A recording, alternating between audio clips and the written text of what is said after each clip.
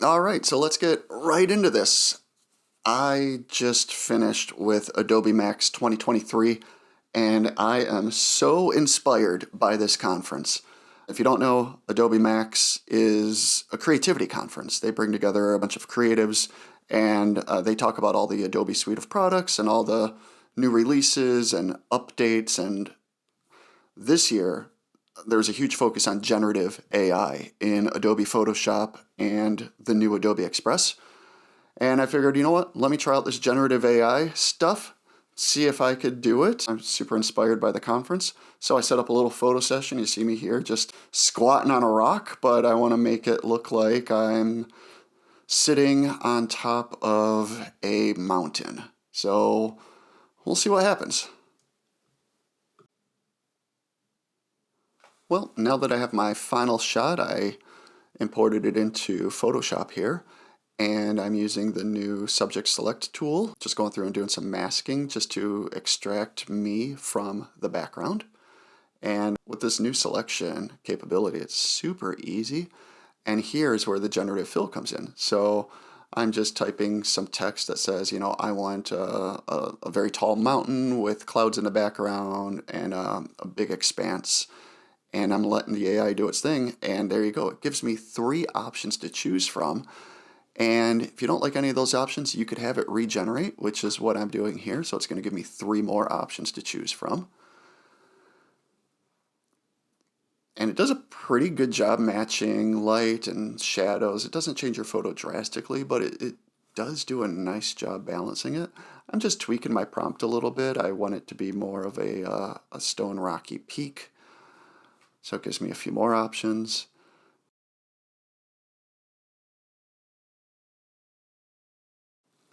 And I like that last one. So now check this out. I want to make the scene seem really expansive. So I'm extending my crop, and I'm just going to leave the generative AI prompt blank, and I'm going to let it work its magic here. You can see it thinking in the background. But look at that. It just created 3 more options to fill up that extended crop size. And now I was playing with this idea. I wanted to extend the rock a little bit, just that little peak of a mountain. I just wanted to give it a little bump. So I just used the selection tool, drew it in. I typed in rock for my text prompt, and it gave me a few options. You can see it filling in the space a little bit with some more rocks. So I just needed a little something there. And again, I feel like it's not expansive enough, so I'm increasing my canvas size with that crop tool. I'm going to let generative AI do its thing. I'm leaving the prompt blank, see what it comes up with, and it'll give me those 3 options again. And I could keep doing this and repeating, and it'll give me 3 options every time. I do like the look of this one. Now, I don't like how big I am in the frame, so I'm going to go in there and make some adjustments in just a minute. But I noticed my shoelace here.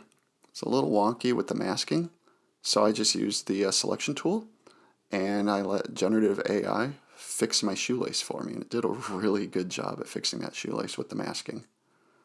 So here I am just with the transform tool, just in relation to the peak of that mountain, and I'm just moving it around a little bit. So I just made it a little smaller and just finding a good position.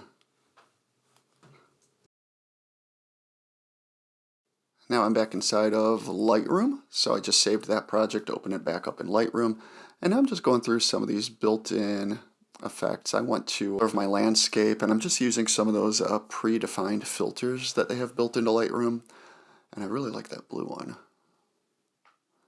But you can see how it just changes the whole look of your image.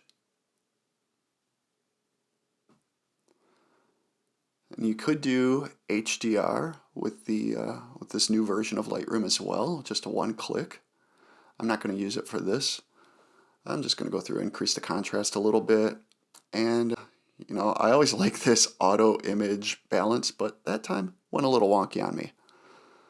But I'm happy with this final composition. I'm going to go ahead and export it as a JPEG.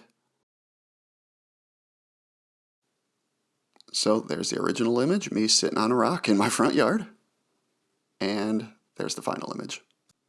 This is Adobe Photoshop's generative AI feature.